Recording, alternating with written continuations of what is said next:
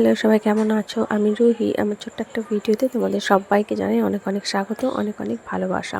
এই যে আজকে গেছিলাম জগন্নাথ মন্দির, সেখানকার ভিডিও তোমাদের সাথে অবশ্যই শেয়ার করব। তবে রাস্তায় দেখা হলো এই যে একজন দণ্ডি কাটতে কাটতে উদ্যানপুর থেকে আসছে এবং যাচ্ছে অনেক দূরে।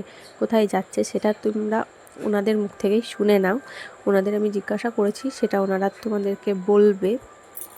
আমি ভিডিও করেছি, সেটা ওনারা দেখেছেন, ওনাদের পারমিশন নিয়েই করেছি সেটাও।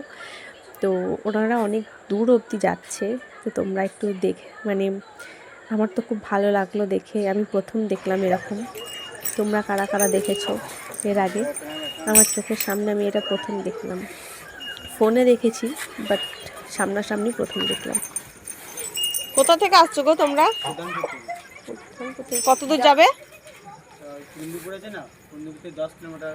ও সাপমপুর, অবিনাশপুর, কাছাড়াট। কাছাড়াট সারা রাত যাবেন করে? হ্যাঁ।